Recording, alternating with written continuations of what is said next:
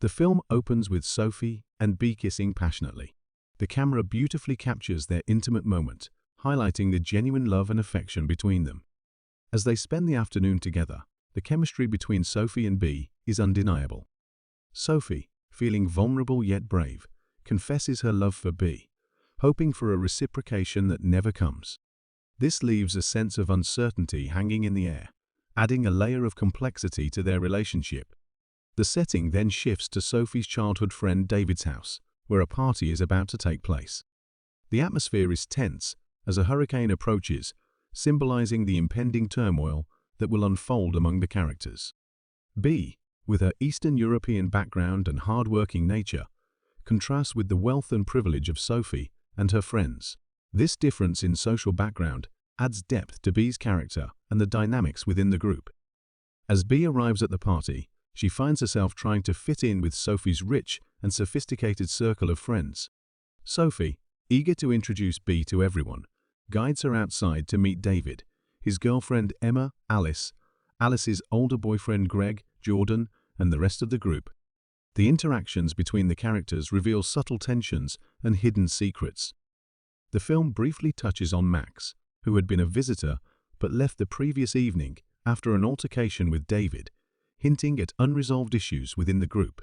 Sophie's sudden appearance at the party surprises everyone, especially David, who is candid with her about his recent conflict with Max. He also mentions Sophie's past struggles with drug addiction, creating an underlying sense of unease and uncertainty around her. Sophie and David take a moment to have a private conversation in a secluded space. In this intimate exchange, David confesses his actions regarding Max, and Sophie, though concerned, seems understanding of the situation. Their history together reflects a complex friendship that has weathered many storms. Meanwhile, Jordan, aware of Sophie's past and her relationship with B, warns B to exercise caution. This adds a touch of mystery and foreshadows potential conflicts that may arise due to Sophie's presence. The group continues to hang around, indulging in alcohol and drugs as the rain pours outside, adding to the charged atmosphere. They engage in a reckless game, taking turns shooting each other and slapping one another. When it's B's turn to slap David, her strike is feeble, contrasting with the forceful blow David gives to Greg as a demonstration. The violent nature of the game shocks and disgusts some of the female members present. Despite the discomfort, the party continues, and tensions arise when Sophie notices Jordan dancing intimately with B. This observation stirs feelings of jealousy and insecurity within Sophie, adding another layer of complexity to her emotions. Sophie then suggests playing a new game called Bodies, Bodies. The rules involve drawing names from a hat to determine the murderer, who must keep their identity secret while killing the other participants by touching them without being caught. The lights are turned off, creating an eerie and suspenseful atmosphere as everyone tries to hide from the supposed murderer. B, trying to be discreet, walks around with her phone's light on as she attempts to hide. After the game concludes, it is revealed that Greg is portrayed as the victim.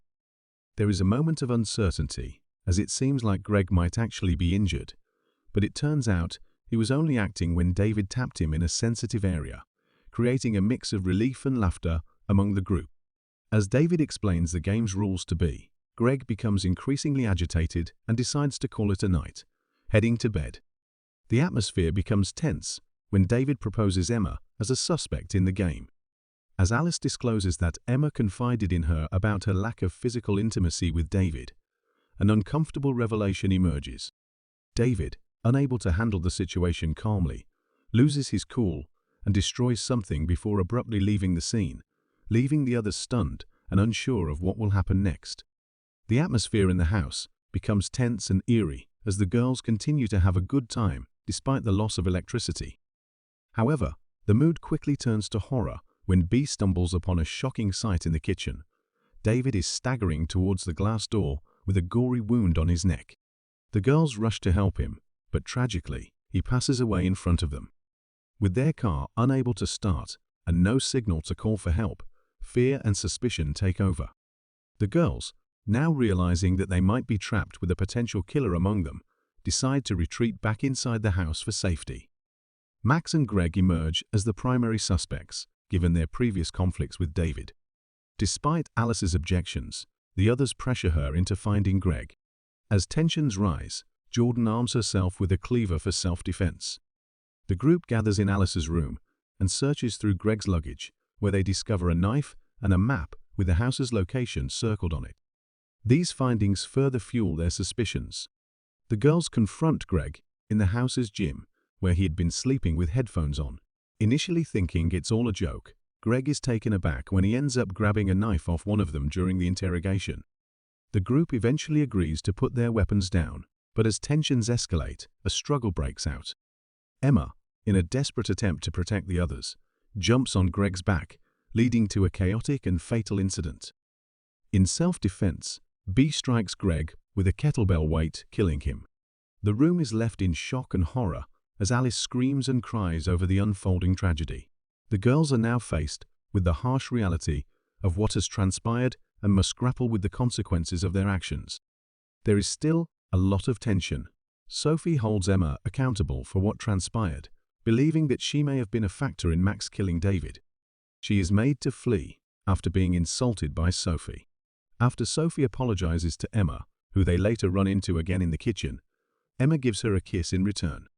Indifferent, Sophie just hands her a bag of pills as she indulges in some cocaine. Later, when Alice makes her way through the dark, she finds Emma lying lifeless at the foot of the stairs, having suffered a terrible fall. The girls continue to blame each other for pushing Emma, believing that it was one of them. After looking her up and discovering that she did not in fact graduate from Utah State, as she had previously said, Alice and Jordan shift their focus to B, suspecting that she has been lying to Sophie about who she is.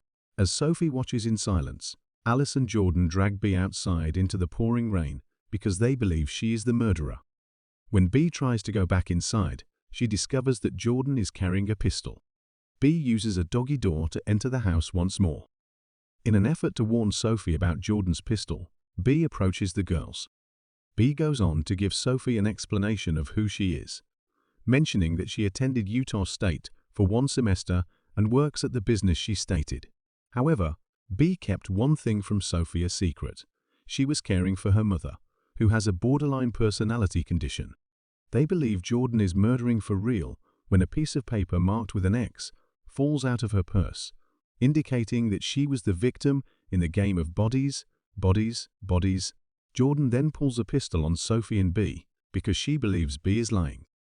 Jordan then informs B that she and Sophie engaged in sexual activity before they arrived at the home, which sparks another confrontation. And because of her drug addiction and rehab experience, she also calls out Sophie for acting the victim. Then Sophie declares out that Jordan is constantly disparaging Alice because she despises both of them. Jordan shoots Alice in the leg as she starts to fuss.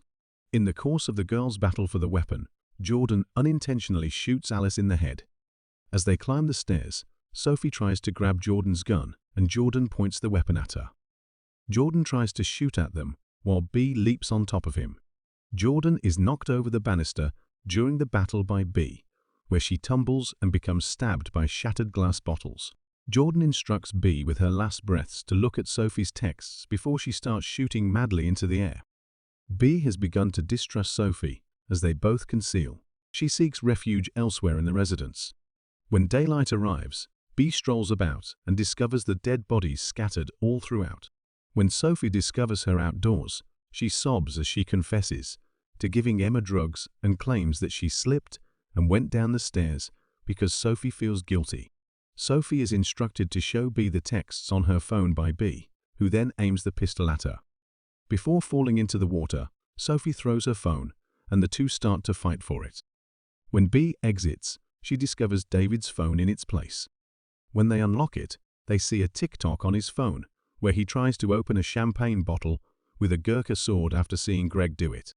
David had accidentally slit his own throat doing the stunt, meaning there was never a killer and everyone died for nothing.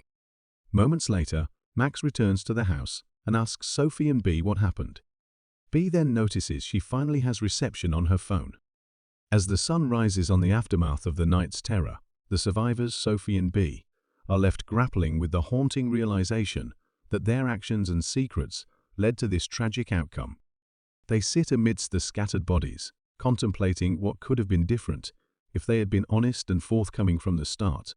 B, finally having reception on her phone, reaches out for help, knowing that they need to contact the authorities and explain the bizarre chain of events that unfolded. As they await rescue, the weight of their actions and the consequences of their lies continue to haunt them. They now understand that trust and truth were indeed scarce commodities in their circle of friends, and it ultimately led to their downfall. The film's chilling tale serves as a cautionary reminder of the dangers of deceit and the importance of open communication. It delves into the complexities of human relationships and how keeping secrets can have disastrous consequences.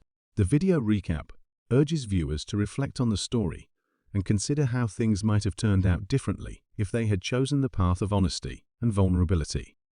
The ending prompts questions about redemption and salvation. Could some of them have been saved if they had faced the truth together? Perhaps by sharing their struggles and seeking help, they could have found support and understanding among their friends. What did you guys think of this twisted ending? Subscribe for more videos like this, turn on notifications, and leave a like. It really helps the channel.